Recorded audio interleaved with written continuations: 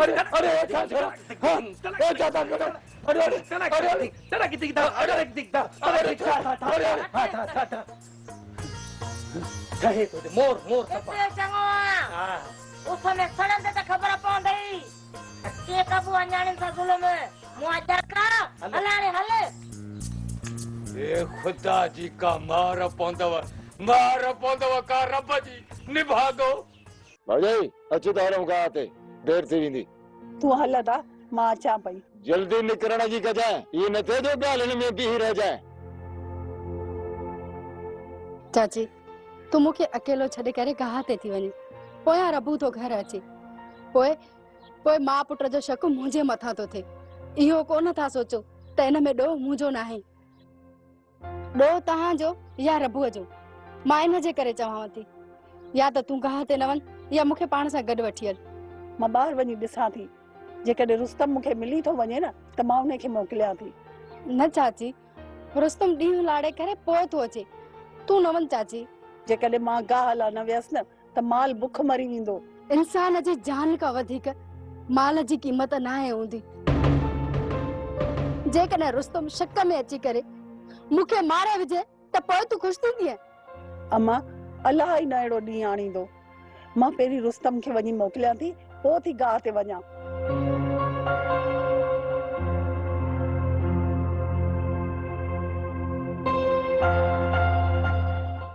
जन्नत पोयां घर जी पारत हुजई असां दा मौलादा के कराची खणाए था वञूं पर हिते डॉक्टर छा था चवन जन्नत डॉक्टर दिलासा त ॾियनि था पर अदा जी तबियत में को बि सुधारो कोन थो अचे जीअं होश में तो अचे त सूर जूं वॾियूं दाहूं थो करे वरी डॉक्टर उनखे सुइयूं हणी बेहोश करे था छॾनि अदा जा अंदरियां ज़ख़्म हिते छुटण मुश्किल आहे वधीक जेकॾहिं असां दा मौलादाद खे हिते रहायोसीं न त उनजे मौत जो कारण असां बणबासीं असां माण्हू छा सम्झंदा त पैसनि बचाइण जे चक्कर में पंहिंजे भाउ खे अज़ाब ॾेई ॾेई मारे विधऊं मां त पंहिंजे भाउ मथां लख लुटाइण लाइ बि तयार आहियां पंहिंजे तरफ़ां कोशिश त कयूं वधीक अदा जा नसीब अल्लाह हयाती ॾिनुस तहां पोयां जो को बि फिक्र न कयो आऊं वेठी आहियां न तहां अदा खे जल्दी खणी वञो उते पहुचण खां पोइ मां अदा अनवर खे वापसि मोकिलींदुसि पर हिते पहुचण ते उनखे 2 ॾींहं लॻी वेंदा पोयां घर तुंहिंजे हवाले आहे जन्नत रात जो आराम न कजांइ बंदूक खणी मुड़सन जियां पहरो ॾिजांइ ऐं नाज़ा सां कंहिं पाड़े जी औरत नंढड़े ॿार त छा पर घर जे मथां कंहिं पखीअ खे पर हणण बि न ॾिजांइ किथे ईअं न थिए जो असां घर खां ॿाहिरि शहर में हुजऊं ऐं नाज़ा वरी जबल सां निकिरी वञे छोरी खे त कमरे में बंद करे वेठी आहियां ऐं कमरे जे दर खे तालो हणी चाबी पंहिंजे रए में ॿधी छॾी अथमि तूं घर जी को बि फिक्र न कर हाँ बाक़ी ॿाहिरि बन्नी ऐं माल जी कंहिंखे पारत करे छॾ जन्नत मूं हारिन ऐं धनारनि खे चई छॾियो आहे पर जेकॾहिं फसल सुके थो त सुकण ॾेसि माल बुख थो मरे त उनजी परवाह नाहे बस असांजी केर मौजूदगी में को असांजी खड़ह न टपे न न इन जी तू को फिक्र न कर आऊं आहियां न घर में इहे समझ भली ते घर में एक मर्द भी मौजूद है चंगो जन्नत हाणे दुआ करे छॾजांइ दादा मौलादाद खेरन सां घर अचे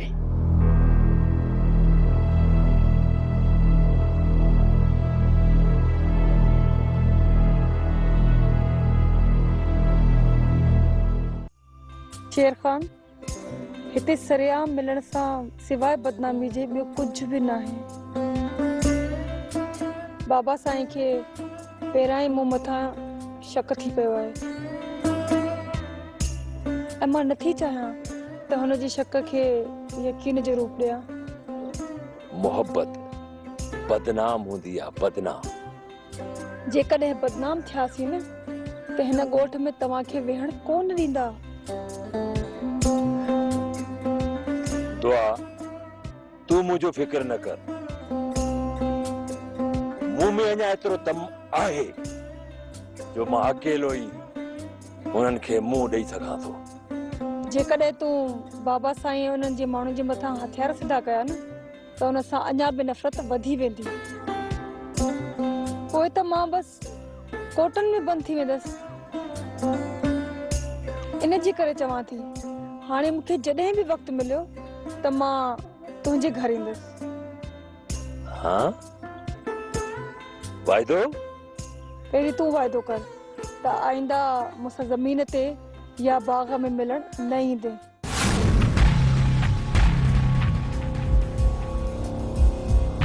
जेकॾहिं मां ज़मीन ते या बाग़ ते अचां त तूं रस्तो मटाए वेंदी कर, त पोइ मां तोसां ज़बरदस्ती त कोन थो मिली सघां न। जेकॾहिं मूं ई कयो न त पोइ तुंहिंजी दिलि में मुंहिंजे लाइ नफ़रत पैदा थी वेंदी ऐं मां नथी चाहियां त तूं मूंसां नफ़रत करणु शुरू करें।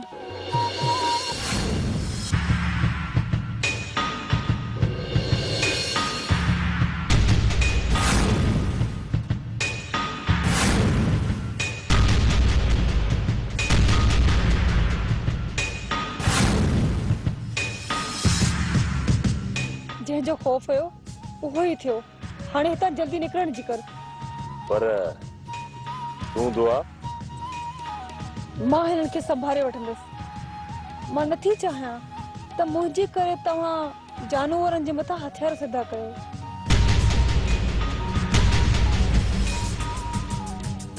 हितां जल्दी निकिरण जी कर। तोखे मुंहिंजी मोहब्बत जो कसम आहे शेर खान। मोहब्बत जो कसम न ॾींदी कर, तुंहिंजो हुकुम अखियुनि ते।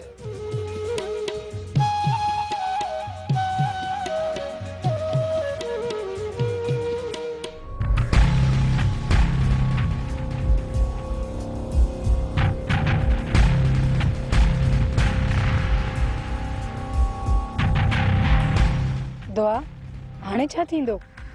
छा वरी छा थींदो? हाणे इहो ई थींदो त आईंदा मुंहिंजो घर खां ॿाहिरि निकिरणु बंदि थी वेंदो। त पोइ छा तूं पिंजरे में कैद थी बाक़ी ज़िंदगी गुज़ारणु चाहीं थी? जेकॾहिं बाबा साईं ईअं कयो न त अम्मा मुंहिंजी पहुची वेंदी ऐं मूंखे पाण सां गॾु शहर वठी वेंदी। ऐं बाबा नथो चाहे त मां अम्मा सां शहर हली वञा। पोइ त मजबूरन बाबा साईं मूंखे आज़ादी ॾींदो।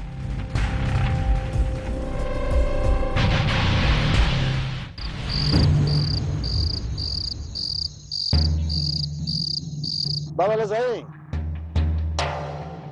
जान बि कुर्बान आहे तव्हां तां, पर हाणे पाणी सर खां तार थी चुको अथव। अञा बि सब्र कयो न त पोइ तव्हांजी इज़त खाक में मिली वेंदी।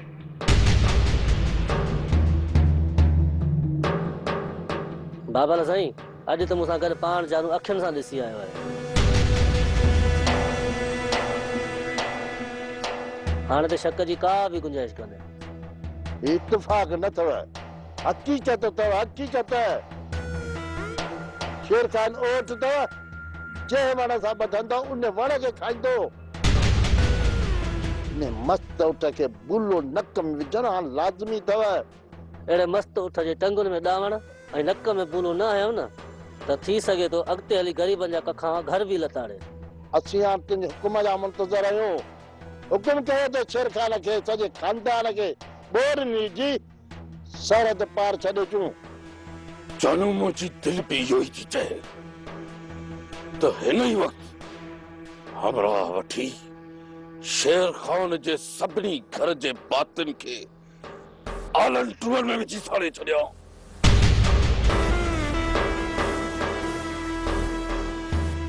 पर जानू अकुल मलामत करे तो सुभाणे गोठ जे हर माण्हूअ जी ज़बान ते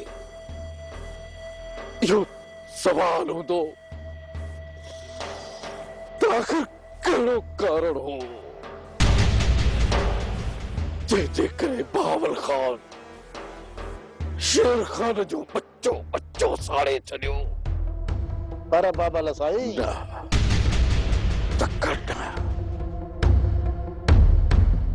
कुछ अकुल खां कम वठ।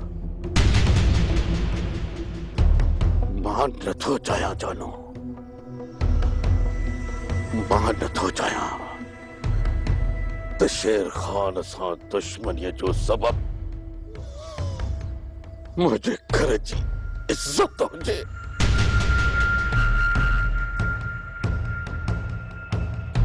अॼु खां पोइ मां पंहिंजी धीअ खे घर में बंदि करे थो छॾियां। ऐं तूं शेर खान सां कंहिं नई दुश्मनी जो सबब पैदा कर। अहिड़ी दुश्मनी जेका सरेआम थी वञे। ऐं जॾहिं मां शेर खान ऐं उन जे घर जे भातिन जे मथां काती वहायां त हर को इहो समझी वञे त इन जो सबब छा हो। जानू जिन्ना जिन्न जंहिंजे पिया पियो उनखे मारे जा खारे। ॿिनि ॾींहंनि जे अंदरि बाबा लसाई हिन शेर खान खे अहिड़ो बदनाम कया जे ॻोठ नंढो वॾो चंदो हुनखे जहिड़े ख़बर में विधो।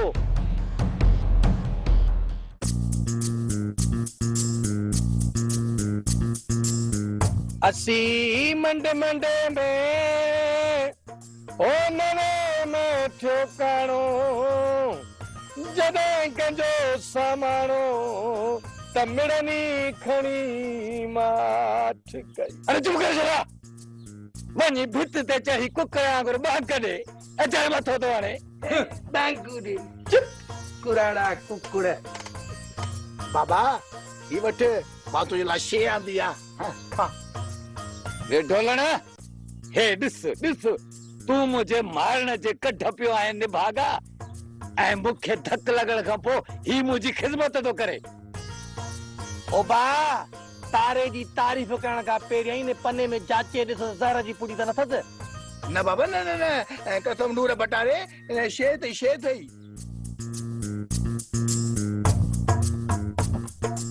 अरे ही छा भुगड़ा? हाँ बाबा खीसे में हुआ ही 5 रुपया तंहिं करे तुंहिंजे लाइ मां भुगड़ा आंदा। सची मूं वटि खोड़ पैसा हुजनि मां तुंहिंजे सूफ़ आणिया सूफ़। ओ तारल भा बाबे जूं ॾाठूं लभनि कोन बाक़ी छा स्टील जो काकड़ो अथस जो भुगड़ा भञंदो।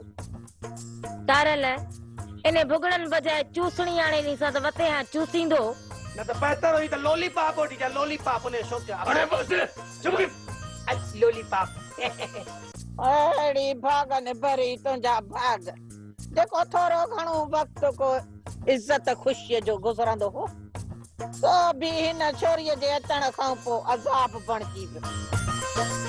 सच थी चाहे भागन भरी सच थी चाहे मां भी दरवेश आया पहिरियों दुआ कंदो मास हाणे पिटियांस झोली कड़ी तो पिटिया नंढे भागे के।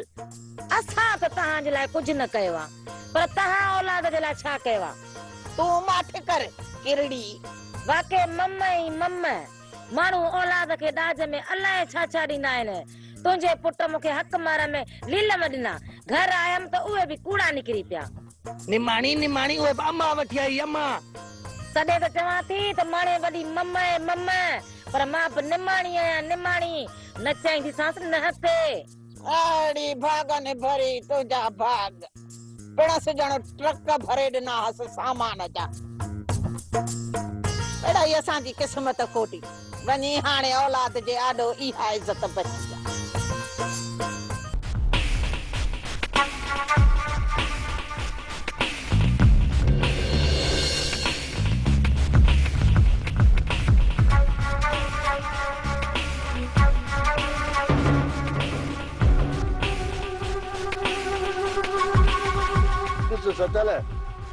गो के खड़े कुटी बोले शिकार जा घर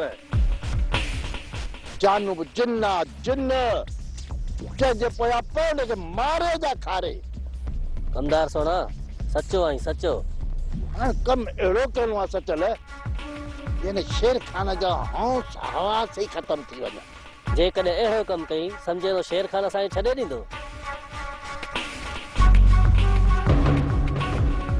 सचल आम यही तो चाहा त शेर खान एक दफो मुझे मथा हथ खड़े सजे गोठ मुखे दौड़ाए मुखे पादर हणे मुझे जता आई वही त खैरा वो भोतार के एक चक्कर बहानो वेहण जो मिले बेचारा मां समझा तो त ही जानू असा के हिन गोठ में इज्जत सां कोन ॾींदो असा के हिन गोठ मां भॼाइण जो सलाहूं पिया कर खबर न थी पई त असां जानू जो आखिर बिगाड़े छा आहे मां त चाहां तो हिकु चक्कर जानूअ जे घर हली उन खां माफ़ी वठी अचे पर जॾहिं असांजो को ॾोह ई न आहे त पोइ माफ़ी छा थी वठूं जेकॾहिं माफ़ी वठण सां जहिड़ो टरे थो न त जानू असांजे लाइ खॾूं खुटण छॾे ॾींदो असांजे हली वञण सां असांजी इज़त घटि कान थींदी पर पहिरियों शेर खान खां पुछो त हू चवे छा थो जेकॾहिं शेर खान सां ॻाल्हि कई न त हू असांखे ईअं करणु कोन ॾींदो मुंहिंजी सलाह वटि त राति हली जानूअ जे मथे ते हथु फेरे था अचूं न त हू निभागो असांखे जीअण ई कोन ॾींदो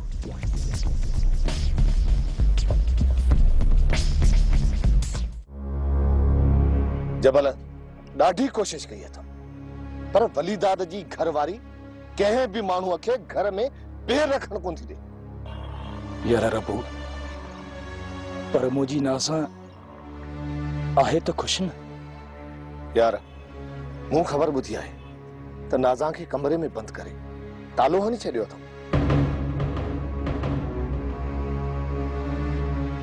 राति ॾींहुं नाज़ा उन कमरे में बंदि आहे रबू यार कोशिश कर मां नाज़ा खे वधीक इन अज़ाब में नथो ॾिसी सघां जबल ही वक़्तु आहे नाज़ा खे घरां ज़बरदस्ती कढण जो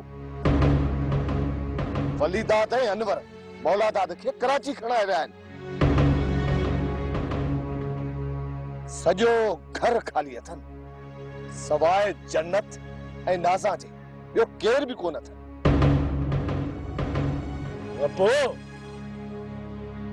इन मौके खे हथा वञण कोन ॾींदासीं रात मां तो वटि ईंदुसि पोइ गॾिजी ॿई उतां निकिरंदासीं